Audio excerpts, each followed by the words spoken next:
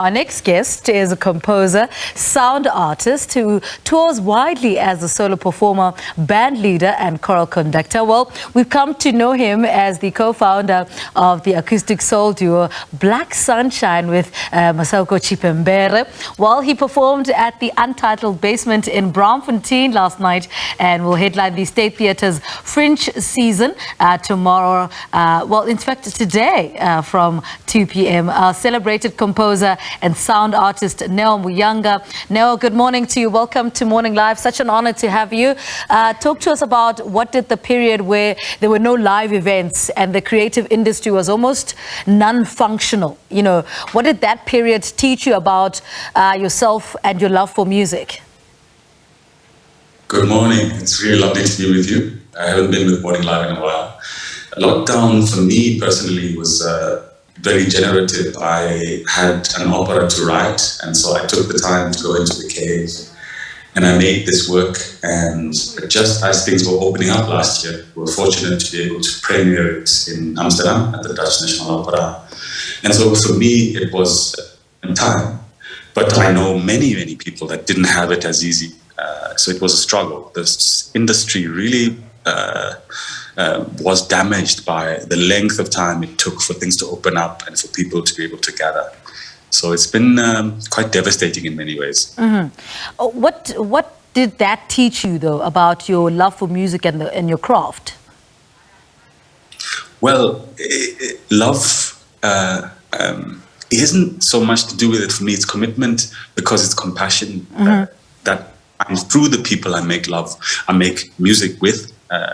And it's a very loving, warm circle. And to learn how people depend on one another for that through the act of making music together, I found inspiring.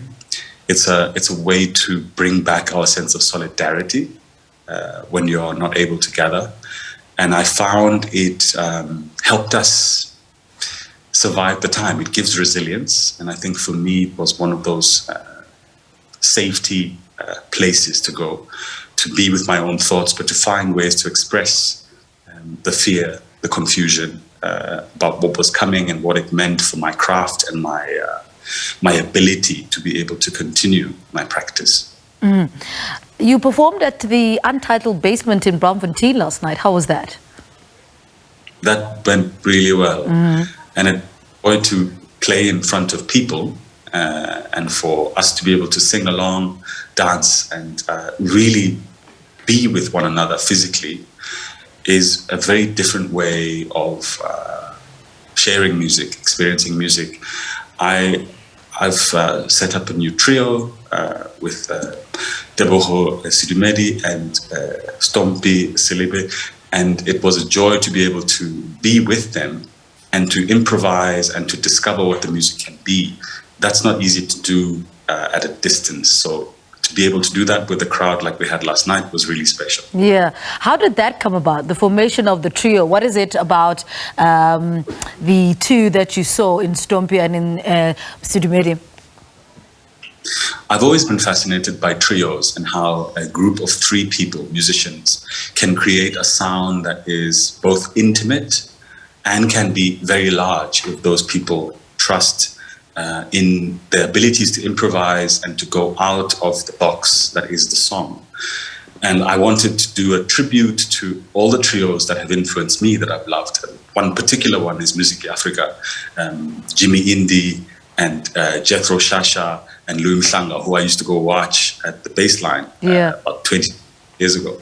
And so I wanted to make something that spoke to that could travel easily, because I want to take it on the road. So I want to do small places, large spaces like we're doing later today at the State Theatre.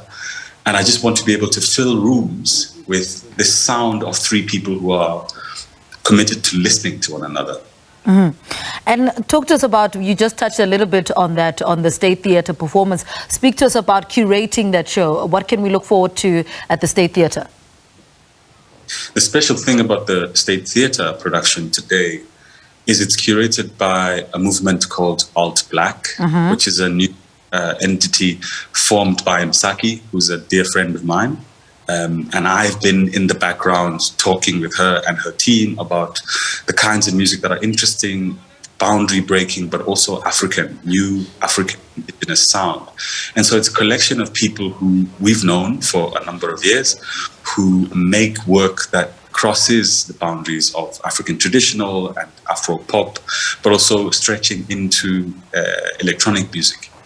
And it's an afternoon that goes into the early evening for folks to just gather and celebrate each other, and celebrate our music, but also celebrate how our music can break boundaries and has, in fact, started to make sense to other people around the world. I want to talk about that relationship with Msaki because, I mean, you co-produced her current album as well. Where did that relationship start, and what does it mean to you to be able to have that kind of friend in the music industry where you guys can, bounce off each other? Msaki is very special. She's a very talented singer, songwriter.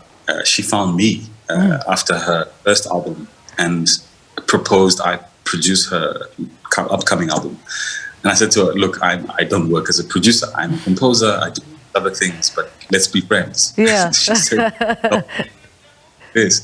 And so we started to have sessions where we'd share the texts we were reading, the books we were interested in, the films, the music that we love.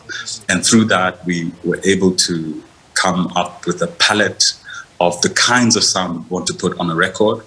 And that made more and more sense to me as we carried on. And so it was a relationship we formed over 6 years. And it's been a journey of discovering what those songs mean to her, but what they could mean to people from this country who have lived through the end of apartheid into new democracy, and now in a phase where we're thinking, how can we improve what we've been doing and what's been left undone for the past 27 or 28 years. So it's a journey, and she's my sister, and we'll keep making things.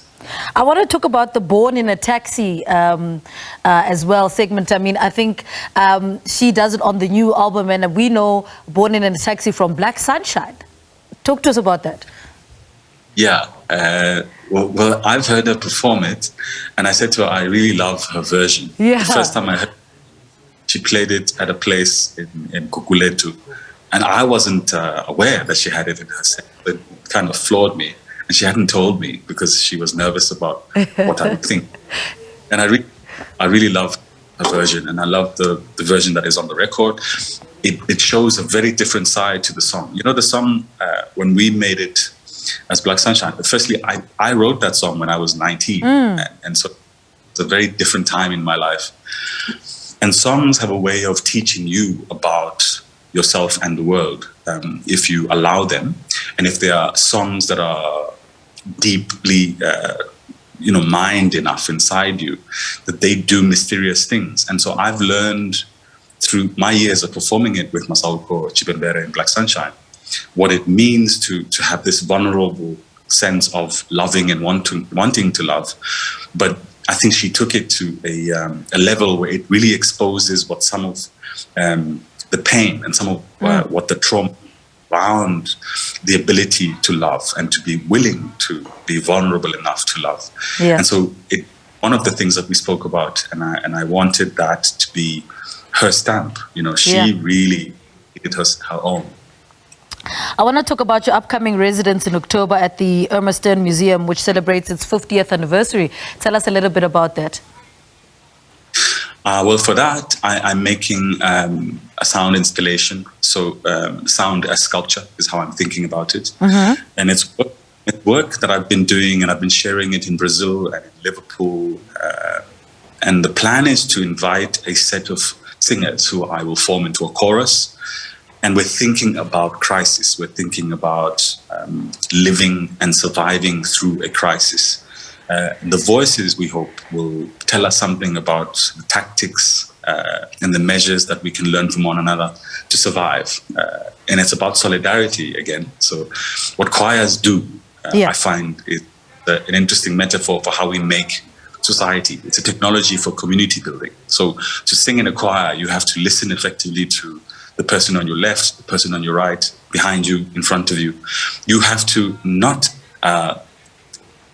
proclaim yourself as soloist. You've rather got to meld your voice with the people in your tonal area, so that the choir is the voice. And about listening, so choral singing is mainly about listening, not so much about singing, actually.